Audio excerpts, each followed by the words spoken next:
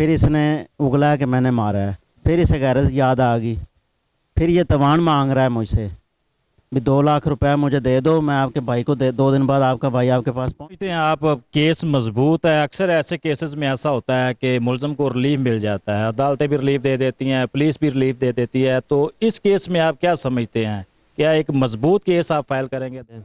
नीचे गिर के मेरे उसने मज़ामत की है और मैंने 2-3 बार उसे वैसे मार दिए। अच्छा। और नीचे गिर गया तो वैसे ही ख़त्म हो अस्सलाम गया। वालेकुम नाज़रीन, मैं हूं मकसूद सरवर कैफ़ी। बलेरिया गांव के अंदर एक कत्ल रिपोर्ट हुआ था।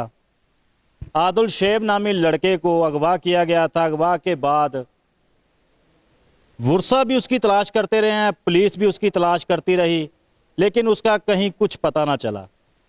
5 दिन बाद खेतों के अंदर तो शद्दत ज़दा उसकी जो नाश थी वो मिलती है। अहले इलाका में कहराम मच गया। वर्षा थे जो वो गाम से नडाल हो गया। उसका जो कातिल है नुमान नामी लड़का, उसको पुलिस ने गिरफ्तार कर लिया है।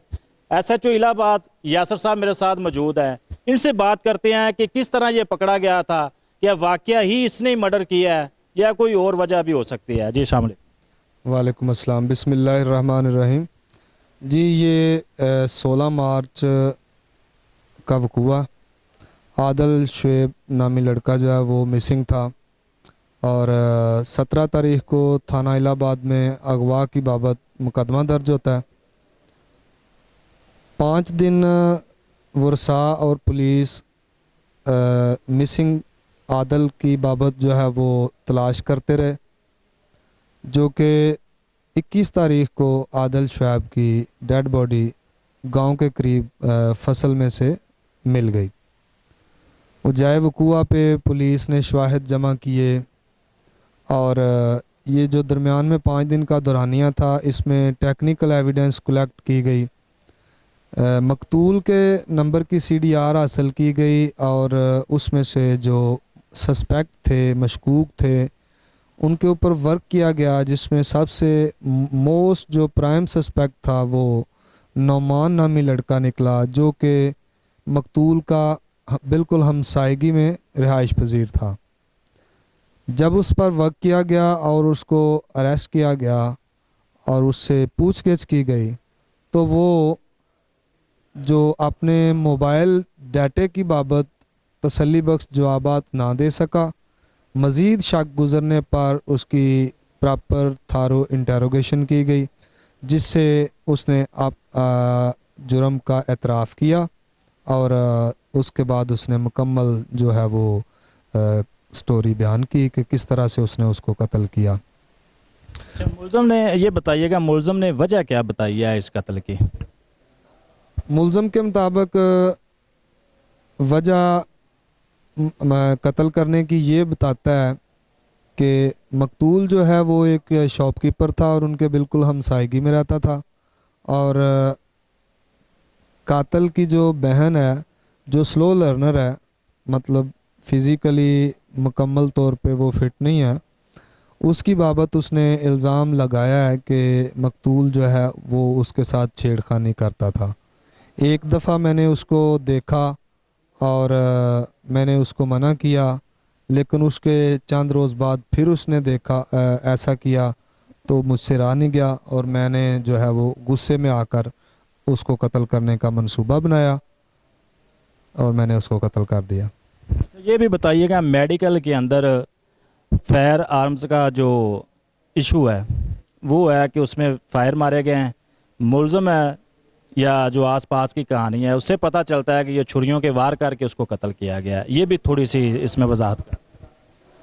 जी PMR जो पोस्टमार्टम रिपोर्ट है उसके मुताबिक जो इंजरी वजह मौत बनती है वो जो छुरी का वार है गर्दन पर शाहरग काटने का, उसी को डॉक्टर साहब ने लिखा हुआ है।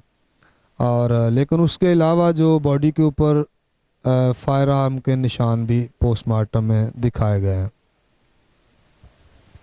तो क्या समझते हैं आप, केस मजबूत है? अक्सर ऐसे केसेस में ऐसा होता है कि मुलज़म को रिलीफ मिल जाता है, अदालतें भी रिलीफ दे देती हैं, पुलिस भी रिलीफ दे देती है। तो इस केस में आप क्या समझते हैं, क्या एक मजबूत केस आप फाइल करेंगे अदालत के अंदर?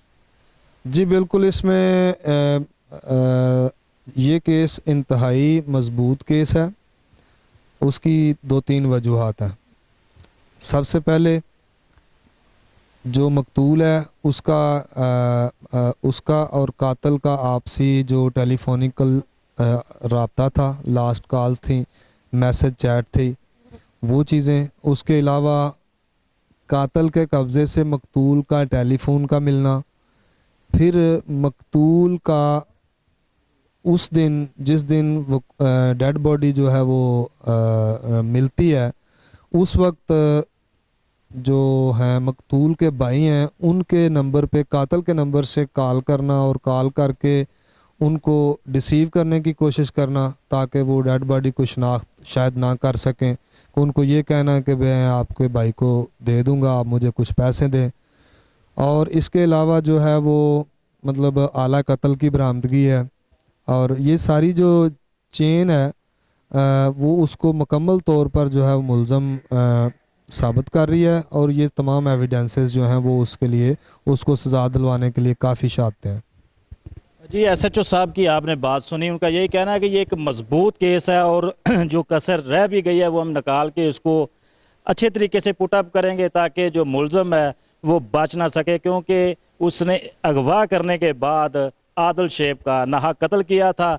मुलज़म नुमान इस वक्त थाना इलाहाबाद के अंदर बंद है। इससे भी बात करते हैं, उससे भी वजह मालूम करने की कोशिश करते हैं कि गैरत के नाम पे आए दिन जो मर्डर जो कत्ल होते हैं, क्या ये भी उसकी कड़ी है या सिर्फ छेड़छाड़ की वजह से इसने एक शख्स की जान ली है।